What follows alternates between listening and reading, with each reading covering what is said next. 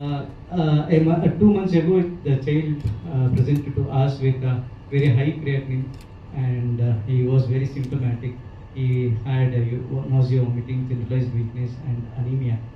And we gave the option like the child needed some kind of renal replacement therapy, either in the form, and he himself required a treatment for the protein leak. And at the same time, during the same time, the paternal aunt had visited to India. Like she had come for some other reason, and during that time, she volunteered for the kidney donation. We did a DNA workup, and legal clearance were taken, and she was a healthy donor. And the plan for the laparoscopic donation of the kidney and robotic transplantation of the child. Actually, this went very smooth, and it was surprising for us, because taking a big kidney from an adult and placing it to a child who is around 11 years, looks like a small 7-8-year-old child, and placing a kidney into a small abdomen, it's a really challenging one. And I really thank our surgical team, especially Dr. Mohan Keshmurthy sir, who has meticulously done this the transplant. And we had a very good graft function, urine output was good, and by day 2, the child was walking, having normal food, and on day 5, 6, we discharged the patient. And now it's almost more than a month, and he's doing very well. And even the donor is also here, and she's also happy. And both donor and recipient are extremely doing well. We are happy to that. And coming to the next patient, okay, he's a young software engineer, Mr. Chetan.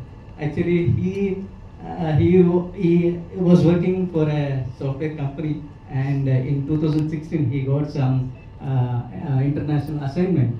During that time, he was evaluated, like medical checkup was done, and during that time he was found to have a single kidney from the birth. It's like it was only solitary kidney, what we call congenital solitary kidney, had only one right side kidney, and the other was absent.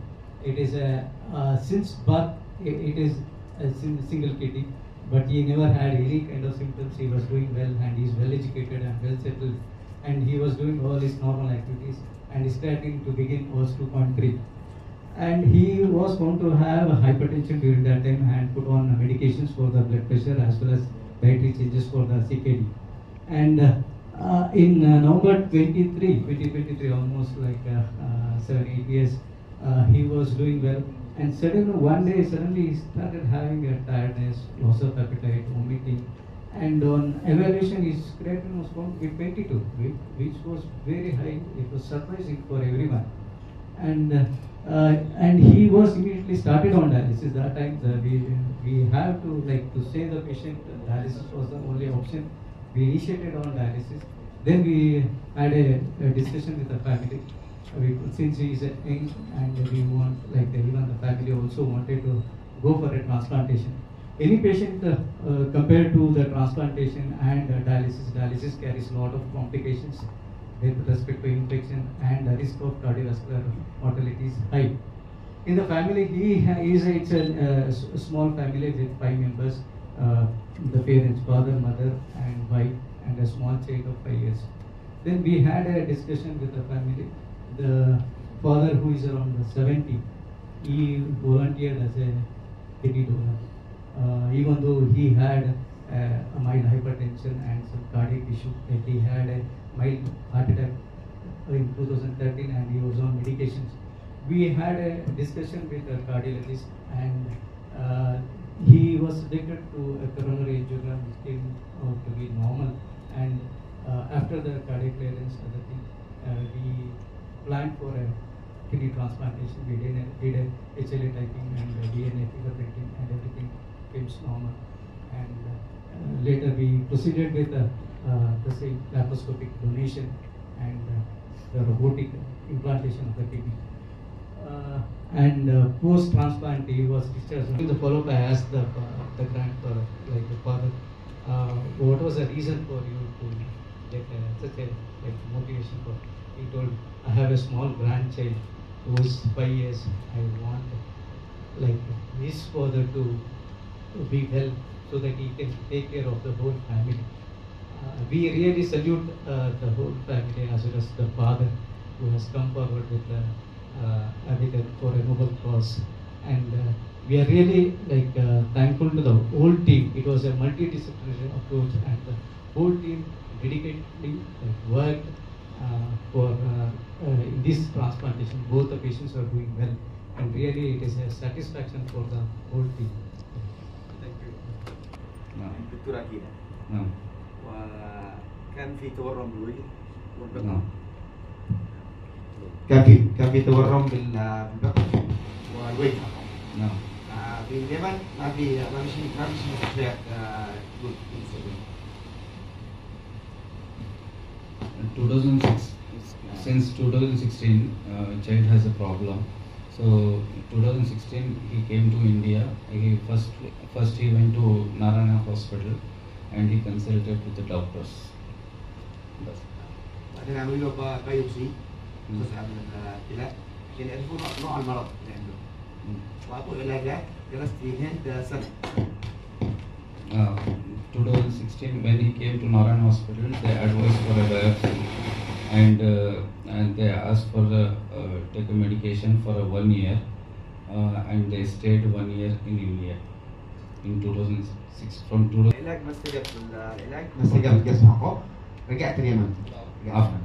After taking that medications, he went back to the Yemen.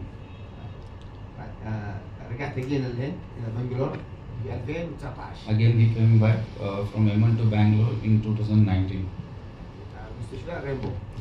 First he went to hospital, Rainbow Hospital. دكتور سامويل عملوا له الفحوصات قال غيروا العلاجات، قال يرجع اليمن وبعد 6 سنوات 7 سنوات يحتاج له زراعة كلى. Again they have prescribed the medication and now he is not fit for a transplantation, and after 4 to 6 years he has to come back. بعدين تروح مستشفى ثاني كمان؟ رحت انا مستشفى انيو، رحت استر، رحت منيبال، نفس الكلام. بعدين مستشفى ثاني كمان؟ كثير، استر وسبارتش ومنيبال كلهم دكتور نفس الكلام. And he went to take advice from other doctors like Splash Hospital, Aster Hospital, Manipal Hospital, but all answer was the same.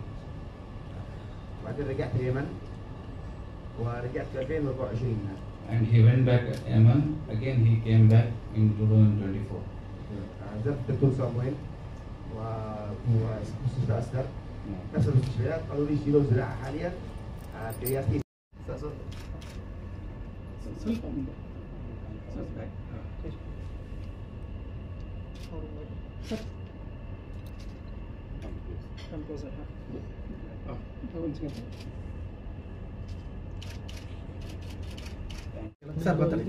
ನನ್ನ ಹೆಸರು doctor Mohan Keshavamurthy ಅಂತ, kidney ಕಸಿ ಶಸ್ತ್ರಚಿಕಿತ್ಸಾ ತಜ್ಞ Fortis hospital Bengaluru.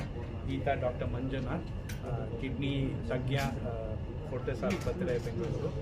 ಇವತ್ತು ನಾವು ನಿಮ್ಮ ಮುಂದೆ ಬಂದಿರುವ ಕಾರಣ ನವೀನ ಆವಿಷ್ಕಾರವಾದ ಡಾವಿಂಚಿ ರೋಬೋಟನ್ನು ಅಳವಡಿಸಿಕೊಂಡು ಕಿಡ್ನಿ ಕಸಿ ಶಸ್ತ್ರಚಿಕಿತ್ಸೆಯನ್ನು ಯಾರಲ್ಲಿ ಮುಂಚೆ ಮಾಡೋದಕ್ಕೆ ಕಷ್ಟವಾಗ್ತಿತ್ತೋ ಕ್ಲಿಷ್ಟವಾಗ್ತಿತ್ತೋ ಅವರಿಗೆ ಸರಾಗವಾಗಿ ಸಕ್ಸಸ್ಫುಲ್ಲಾಗಿ ಮಾಡೋದಕ್ಕೆ ಅವಕಾಶ ಸಿಕ್ಕಿದೆ.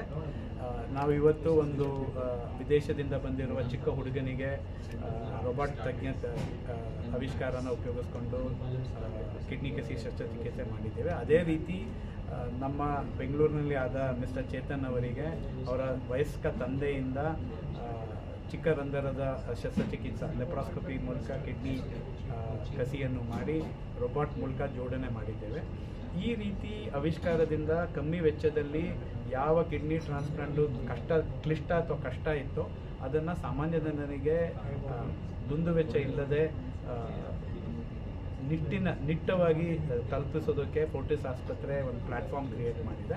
ಇದರ ಬಗ್ಗೆ ಮಾಹಿತಿ ಕೊಡೋದಕ್ಕೆ ನಾವು ಪ್ರೆಸ್ಗೆ ವಿನಂತಿ ಮಾಡ್ಕೊಂಡಿದ್ದೇವೆ. ಇದೇ ಒಂದು ಆಪರ್ಚುನಿಟಿ ಉಪಯೋಗಿಸ್ಕೊಂಡು ಬ್ರೈನ್ ಡೆಡ್ ಅಂದರೆ ಆಕ್ಸಿಡೆಂಟ್ ಬೇರೆ ಕಾರಣಗಳಿಗೆ ಇಂಜುರಿ ಆಗಿ ಬ್ರೈನ್ ಡೆಡ್ ಆಗಿರೋರನ್ನ ಯಾವುದೇ ಕಾರಣಕ್ಕೆ ಆರ್ಗನ್ ಡೊನೇಷನ್ ಮಾಡೋಕ್ಕೆ ಅವಕಾಶ ಇದ್ದರೆ ದಯವಿಟ್ಟು ಆರ್ಗನ್ ಡೊನೇಟ್ ಮಾಡಿ. ಇದರಿಂದ ಒಂದು ವೈಯಕ್ತಿಕವಾದ ಸಾವು ದುಃಖದಿಂದ 11 ಜನಕ್ಕೆ ಲಾಭ ಆಗೋ ಮೌಕ ಇರುತ್ತೆ. ಕಣ್ಣು, ಹೃದಯ, ಶ್ವಾಸಕೋಶ, ಪಿತ್ತಜನಕಾಂಗ, ಲಿವರು ಹಾಗೂ ಕಿಡ್ನಿ, ಈ ಎಲ್ಲ ಅಂಗಾಂಗಗಳನ್ನು ಅಳವಡಿಸ್ಕೊಂಡು 11 ಜನಕ್ಕೆ ಲಾಭ ಪಡೆಯೋದಕ್ಕೆ ಅವಕಾಶ ಇರುತ್ತೆ. ಈ ಒಂದು ವಿಷಯನ ನಮ್ಮ ಕಮ್ಯುನಿಟಿ ಅಂದರೆ ನಮ್ಮ ಪರಿಸರದಲ್ಲಿ ಎಲ್ಲರಿಗೂ ಮಾಹಿತಿ ಕೊಡೋದಕ್ಕೆ ಅವಕಾಶ, ಈ ಪ್ರೆಸ್ ಮೀಟಿನ ಅವಕಾಶ ಉಪಯೋಗಿಸುತ್ತೆ. ಕಿಡ್ನಿ ಡೊನೇಟ್ ಮಾಡಲು ಏನು ಪ್ರೊಸೀಜರ್ ಏನೇನು? ಕಿಡ್ನಿ ಡೊನೇಟ್ ಮಾಡೋರು 18 ವರ್ಷದಿಂದ ಯಾವುದೇ ವಯಸ್ಸು ಹೆಲ್ತಿಯಾಗಿರಬೇಕು, ಯಾವುದು ಡಯಾಬಿಟೀಸು, ಹೈಪರ್ ಟೆನ್ಷನು, ಬೇರೆ ರೋಗಗಳಿರಬಾರ್ದು. ಅವ್ರ ಕ್ರಿಯಾಟಿನಿನ್ ಅಂದರೆ ರಕ್ತ ಅಂಶ, ಕಿಡ್ನಿ ಕೆಲಸದ ರಕ್ತಾಂಶ ಕ್ರಿಯಾಟಿನಿನ್ 1 ಇಲ್ಲ 1.1 ಒಳಗಡೆ ಇರಬೇಕು. ಮೋಸ್ಟ್ ಇಂಪಾರ್ಟೆಂಟ್, ಕೊಡೋದಕ್ಕೆ ಇಚ್ಛೆ ಇರಬೇಕು, ಯಾವುದೇ ಕಾರಣ ಆಮಿಷ, ಯಾವುದೇ ಒತ್ತಡ ಇಲ್ಲದೆ ವೈಯಕ್ತಿಕವಾಗಿ ಕೊಡೋ ಮನೋಭಾವ ಇರಬೇಕು. ಸರ್, ಈಗ ಕಡಿಮೆ ವೆಚ್ಚ ಅಂದ್ರಲ್ಲ ಸರ್, ಎಷ್ಟು ಕಡಿಮೆ ವೆಚ್ಚ ಎಷ್ಟರಲ್ಲಿ ಆಗ್ತಾ ಇದೆ? ಈ 6.5 10 ಲಕ್ಷದ ರೇಂಜಲ್ಲಿ ಆಗುತ್ತೆ ಸರ್. ಇದು ಈ ವೆಚ್ಚ ಏನಿದೆ, ಯಾವ ಕಾರಣಕ್ಕೆ ಕಿಡ್ನಿ ಫೇಲ್ಯೂರ್ ಆಗಿದೆ, ಯಾವ ಹಂತದಲ್ಲಿ ಅವರು ಸಹಾಯಕ್ಕೆ ಬಂದಿದ್ದಾರೆ, ಆ ಆಪ್ಟಿಮೈಸೇಷನ್ ಅವಶ್ಯಕತೆ ಇದೆಯೇ, ಇಲ್ಲ ಮುನ್ಸೂಚನೆ ಇದ್ದಾಗಲೇ ಬಂದರೆ ಕಮ್ಮಿ ವೆಚ್ಚದಲ್ಲಾಗುತ್ತೆ. ಈಗ ನೀವು ತಿರುಪತಿಗೆ ಹೋಗ್ತಿರ್ತೀರ ಸರ್, ಕಾರ್ ಪಂಚರ್ ಆಗುತ್ತೆ, ನಿಮ್ಗೆ ಟಿಕೆಟ್ ಆ ಟೈಮಲ್ಲಿದೆ, ಓಡಿಸ್ಕೊಂಡು ಹೋದ್ರೆ ಗಾಡಿಗೆ ಚಾಸಿಗೆ ಏಟಾಗುತ್ತೆ, ಪಂಕ್ಚರ್ ಹಾಕಿಸ್ಕೊಂಡು ಹೋದ್ರೆ ಟಿಕೆಟ್ ಸಿಗಲ್ಲ. ಆ ಥರ ಕ್ಲಿಷ್ಟ ಪರಿಸ್ಥಿತಿ ಕಿಡ್ನಿ ಫೇಲ್ಯೂರ್ ಆದವ್ರಿಗೆ ಇರುತ್ತೆ. ಸೊ ಗಾಡಿ ಪಂಚರ್ ಆಗದೆ ಇರೋ ಹಾಗೆ ತಿರುಪತಿ ತಲುಪೋರು ಯಾರು ಬರ್ತಾರೋ ಅವ್ರಿಗೆ ದರ್ಶನ ಅಂದರೆ ಟ್ರಾನ್ಸ್ಪ್ಲಾಂಟು ಸರಾಗವಾಗುತ್ತೆ. ಯಾರು ಏಟ್ ತಿನ್ಕೊಂಡ್ಬರ್ತಾರೆ, ಲೇಟಾಗಿ ಬರ್ತಾರೆ, ಅವ್ರಿಗೆ ವೆಚ್ಚ ಜಾಸ್ತಿ. ಸೊ ಒಬ್ಬ ಕಿಡ್ನಿ ಡೊನೇಟ್ ಮಾಡಿದಾಗ ಒಂದು ಕಿಡ್ನಿಯಿಂದ ಎಷ್ಟು ದಿನ ಸಾಧ್ಯ ಸರ್? ಎಷ್ಟು ದಿನ ಆಯುಸ್ ಆತನಿಗಿತ್ತೋ 60. ಮೆಡಿಕಲ್ ನಿಯಮಾವಳಿ ಪರವಾಗಿ ನಾವು ಏನು ಸಮಾಲೋಚನೆ ಮಾಡಿ ಪರಿಶೀಲನೆ ಮಾಡಿ ಕೊಡೋಕ್ಕೆ ಲಾಯಕ್ಕು ಅಂತ ನಾವು ಒಪ್ಕೋತೀವೋ ಅಂಥವ್ರು ಎಷ್ಟು ಆಯಸ್ಸು, ಕಿಡ್ನಿ 2 ಕಿಡ್ನಿ ಇತ್ತು, 1 ಕಿಡ್ನಿಲೂ ಅಷ್ಟೇ ಆಯಸ್ಸು, ಕ್ವಾಲಿಟಿ ಕ್ವಾಂಟಿಟಿ ಆಫ್ ಲೈಫ್ ಅಷ್ಟೇ ಉಳ್ಕೊಳ್ತೀವಿ. ಇಲ್ಲದೆ ಕಿಡ್ನಿ ತೊಗೊಳ್ಳಲ್ಲ ನಾವು. ಸರ್, ಈಗ ಭಾಳ ಸೀನಿಯರ್ ಇರೋದು ಇನ್ನೊಂದು ಪ್ರಶ್ನೆ. ಈಗ ವಿಶ್ವ ದರ್ಜೆಯಲ್ಲಿ ಈ ಕಿಡ್ನಿ ಟ್ರೀಟ್ಮೆಂಟಲ್ಲಿ ಸರ್ ಭಾರತ ಇದಕ್ಕೆ ಈಗ ಎಲ್ಲ ರೀತಿಯಲ್ಲೂ ನಾವು ಉನ್ನತ ಮಟ್ಟದಲ್ಲಿದ್ದೇವೆ. ಅಂದರೆ ಏನು, ತೊಂದರೆನ ರೆಕಗ್ನೈಸ್ ಮಾಡೋದ್ರಲ್ಲಿ, ತೊಂದರೆನ ಉಪಶಮನ ಮಾಡೋದ್ರಲ್ಲಿ, ಕಮ್ಮಿ ವೆಚ್ಚದಲ್ಲಿ ಮಾಡೋದ್ರಲ್ಲಿ ಉತ್ತಮವಾಗಿದ್ದೀವಿ. ಬರೀ ಕಿಡ್ನಿ ಡೊನೇಟ್ ಮಾಡೋದ್ರಲ್ಲಿ ನಾವು ಉತ್ತಮವಾಗಿಲ್ಲ. ಇದಕ್ಕೆ ಹಲವಾರು ಕಾರಣಗಳಿತ್ತು. ಈಗ ನೀವು ಯಾವುದೇ ಮತ, ನೀವು ನಮ್ಮ ಹಿಂದೂ ಮತ ನೋಡಿ, ಇಲ್ಲ ಮುಸಲ್ಮಾನ್ ನೋಡಿ, ಇಲ್ಲ ಕ್ರಿಶ್ಚಿಯನ್ ಮತ ನೋಡಿ, ಎಲ್ಲರೂ ಪ್ರೀಸ್ಟ್ ಆಗಲಿ, ಮೌಲ್ವಿ ಆಗಲಿ, ಪೂಜಾರಿ ಆಗಲಿ, ಮಠದ ಸ್ವಾಮೀಜಿ ಆಗಲಿ ಕಿಡ್ನಿ ಕೊಡಿ ಅಂತಲೇ ಹೇಳಿದ್ದಾರೆ. ಸೊ ಆ ಕಾರಣಕ್ಕೆ there is no religious bar. ಮಾನಸಿಕವಾಗಿ ಅಂಗಾಂಗ ಕಸಿದ್ಬಿಟ್ರೆ ಪುನರ್ಜನ್ಮ ಆದಾಗ ಏನಾದ್ರು ನ್ಯೂನ್ಯತೆ ಆಗುತ್ತದೆಯೇ ಅನ್ನೋ ಒಂದು ಭಯಕ್ಕೆ, ಇನ್ನು ಮೂಢನಂಬಿಕೆಗೆ ಎಷ್ಟೋ ಜನ ಪರ್ಮಿಷನ್ ಕೊಡಲ್ಲ. ತಮ್ಮ ಸಂಬಂಧಿಗಳ ಆರ್ಗನನ್ನು ಹಾರ್ವೆಸ್ಟ್ ಮಾಡೋಕ್ಕೆ ಕೊಡಲ್ಲ. ಆ ಒಂದು ಮನೋಭಾವ, ಆ ಒಂದು ಮೂಢನಂಬಿಕೆಯಿಂದ ಹೊರಬರಬೇಕು ಸರ್. ಅದ್ರ ಮುಂಚೆ ಈಗ ಕಂಪೇರ್ ಮಾಡಿದ್ರೆ ಈಗ ಮನೋಭಾವದಿಂದ ಬಹಳಷ್ಟು ಎಲ್ಲ ರೀತಿಯಲ್ಲೂ ಭಾರತ ದೇಶ ಮನೋಭಾವ ಉತ್ತಮ ಆಗಿದೆ. ಈ ಪರಿಸರದಲ್ಲಿ ನಂತರ ಡಾಕ್ಟರ್ ನಿಮ್ಮ ಥರ ಪ್ರೆಸ್ ಅವರನ್ನು ಮೀಟ್ ಮಾಡೋದು ಏನಕ್ಕೆ ಅಂದರೆ, ಯಾವ ದಿಕ್ಕಲ್ಲಿ ಹೋದರೆ ಇನ್ನೂ ಉತ್ತಮ ಆಗಬಹುದು. ನನ್ನ ವೈಯಕ್ತಿಕವಾಗಿ ಆಲೋಚನೆ ಏನಿದೆ ಅದು ಜನಸಾಮಾನ್ಯರಿಗೆ ತಲುಪಬೇಕಾದ್ರೆ ನಿಮ್ಮ ಥರದ್ದು ತೊಗೊಂಡೋಗಿ ಕೊಡಬೇಕು, ಉತ್ತಮ ಆಗ್ತಿದೆ. ನಾನು 30 ವರ್ಷದ ಕೆಳಗೆ ಇದ್ದಿದ್ದ ಪರಿಸ್ಥಿತಿಗೂ, ನಾನು ಟ್ರೈನಿಂಗಲ್ಲಿ ಇದ್ದಾಗಲೂ ಇವತ್ತು ನಾನು ಲೀಡಿಂಗ್ ಎ ಲಾರ್ಜ್ ಟೀಮ್ ಈ ಒಂದು ಹುದ್ದೆಗೆ ಬಂದಿರೋದ್ರಲ್ಲಿ 100 ಪಟ್ಟು ಇಂಪ್ರೂವ್ ಆಗಿದೆ. ಆದರೆ ನಮ್ಮದು ದೊಡ್ಡ ದೇಶ, ನೊಂದಿರೋ ದೇಶ. ಆ ಕಾರಣಕ್ಕೆ ಎಷ್ಟು ನೀವು ಜಾಸ್ತಿ ಜನಕ್ಕೆ ಸಹಾಯ ಮಾಡೋದಕ್ಕೆ ಅವಕಾಶ ಇರುತ್ತೆ ಅಷ್ಟು ಲಾಭ. ಸರ್, ಕಿಡ್ನಿನ ಆರೋಗ್ಯವಾಗಿರಲು ಯಾವ ಲೈಫ್ ಸ್ಟೈಲ್ ಯಾವ ರೀತಿ ಇರಬೇಕು ಸರ್? ಅದು ಮಂಜುನಾಥ್ ಸರ್ ಹೇಳ್ತಾರೆ. Kidney health important. ಅಂದರೆ ಕಿಡ್ನಿ ಹೆಲ್ತ್ ಅಂದರೆ ನಮ್ಮ ಹೆಲ್ತ್. ನಾವು ಅದಕ್ಕೆ ಈ ಡಯಾಬಿಟಿಸ್ ಇರೋರು, ಬ್ಲಡ್ ಪ್ರೆಷರ್ ಇರೋರು ಅವರ ಕಾಲಕ್ಕೆ ತಕ್ಕಾಗೆ ಟೆಸ್ಟ್ಗಳು ಮಾಡ್ಕೋಬೇಕು. ಶುಗರ್ ಟೆಸ್ಟು ಜೊತೆಲಿ ಒಂದು ಕ್ರಿಯೇಟಿನ್ ಅಂತ ಟೆಸ್ಟ್, ಯೂರಿನಲ್ಲಿ ಏನಾದ್ರು ಪ್ರೋಟೀನ್ ಲೀಕ್ ಆಗುತ್ತೆ ಅದಕ್ಕೆ ಟೆಸ್ಟ್ ಮಾಡಬೇಕಾಗುತ್ತೆ. BP ಕಂಟ್ರೋಲಲ್ಲಿ ಇಟ್ಕೋಬೇಕಾಗುತ್ತೆ. ಆಮೇಲೆ ಮೆಡಿಕೇಷನ್ಸ್ ಎಲ್ಲ ರೆಗ್ಯುಲರ್ ತೊಗೊಂಡು ಫಾಲೋಅಪ್ ಇರಬೇಕಾಗುತ್ತೆ. ಆಮೇಲೆ ನಾನು ಸಾಮಾನ್ಯವಾಗಿ ನೋಡಿದ್ದೀನಿ, ಯಾವುದಾದ್ರು ಮೈ ಕೈ ನೋವು ಅದು ಇದು ಅಂದ್ಕೊಂಡು ಹೋಗ್ತಾರೆ, ಓದಿಕೊಂಡು ಪೇನ್ ಕಿಲ್ಲರ್ ತೊಗೊಳ್ತಾರೆ. ಅದು ಕೂಡ ಸರ್ವೇ ಸಾಮಾನ್ಯ. ಆ ಥರದನ್ನೆಲ್ಲ ನಾವು ಅವಾಯ್ಡ್ ಮಾಡ್ಕೋಬೇಕು. ಆದಷ್ಟು ಹೆಲ್ತಿ ಲೈಫ್ ಸ್ಟೈಲು, ಆ್ಯಕ್ಟಿವ್ ಆಗಿರಬೇಕು. ಒಂದು ಬೆಳಗ್ಗೆ ಸಂಜೆ ಒಂದು 40-45 ನಿಮಿಷ ವಾಕಿಂಗು, ರೆಗ್ಯುಲರ್ ಆ್ಯಕ್ಟಿವಿಟಿ ಇದೆಲ್ಲ ಮಾಡ್ತಾಯಿದ್ರೆ ನಮ್ಮ ಆರೋಗ್ಯ ನಾವು ಕಾಪಾಡ್ಕೋಬೋದು. ಆಮೇಲೆ ಎಸ್ಪೆಷಲಿ ಈ ಸಮ್ಮರ್ ಟೈಮಲ್ಲಿ ಸ್ವಲ್ಪ ನೀರು ಜಾಸ್ತಿ ತೊಗೋಬೇಕು. ಅಟ್ಲೀಸ್ಟ್ ಒಂದು 2-2.5-3 ಲೀಟರ್ಸ್. ಈ ಕೆಲವರಿಗೆಲ್ಲ ಸ್ಟೋನ್ಗಳು ಫಾರ್ಮ್ ಆಗ್ತಿರ್ತವೆ, ರಿಕರೆಂಟ್ ಸ್ಟೋನ್ ಆಗ್ತಾರೆ, ಅದರಿಂದಲೂ ಕೂಡ ಕಿಡ್ನಿ ಡ್ಯಾಮೇಜ್ ಆಗ್ತದೆ. ನಾವು ಮುನ್ನೆಚ್ಚರಿಕೆ ವಹಿಸಿದ್ರೆ ಡೆಫಿನೆಟ್ಲಿ ಈ ಕಿಡ್ನಿ ಫೇಲ್ಯೂರ್ನ ತಡೆಗಟ್ಬೋದು. ಅಂದರೆ ಕಿಡ್ನಿ ಫೇಲ್ಯೂರ್ ಆನ್ಸೆಟ್ನೇ ತಡೆಗಟ್ಬೋದು. ಅಕಸ್ಮಾತ್ ಕಿಡ್ನಿ ಸಮಸ್ಯೆ ಏನಾದ್ರು ಇದ್ದರೆ ಅದನ್ನು ನೆಫ್ರಾಲಜಿಸ್ಟ್ ಕಡೆ ತೋರಿಸಿದಾಗ ಅವ್ರ ಕೆಲವು ಮೆಡಿಸಿನ್ಸ್ ಡಯಟ್ ಚೇಂಜಸ್ ಎಲ್ಲ ಇರ್ತದೆ. ಅದನ್ನು ಮಾಡಿಕೊಂಡ್ರೆ ನಾವು ಈ ಕಿಡ್ನಿ ಲೈಫ್ ಲಾಂಗಿವಿಟಿನ ನಾವು ಎಕ್ಸ್ಟೆಂಡ್ ಮಾಡ್ಕೊಳ್ಬೋದು. ಈ ಡಯಾಲಿಸಿಸು ಮತ್ತು ಟ್ರಾನ್ಸ್ಪ್ಲಾಂಟೇಷನ್ ಅವಶ್ಯಕತೆ ಇರೋದನ್ನು ನಾವು ಮುಂದೂಡ್ಬೋದು. ಆ ಥರದ್ದು ಏನಾದ್ರು ಅವಶ್ಯಕತೆ ಇದ್ದಾಗ ನಾವು ಯಾವುದ್ಯಾವುದೋ ಏನೇನೋ ಔಷಧಿ ಮಾಡ್ಬೋದು, ಡಾಕ್ಟರ್ ಕನ್ಸಲ್ಟ್ ಮಾಡೋದು ಅವ್ರು ನಿಮಗೆ ಕೈ. Thank you.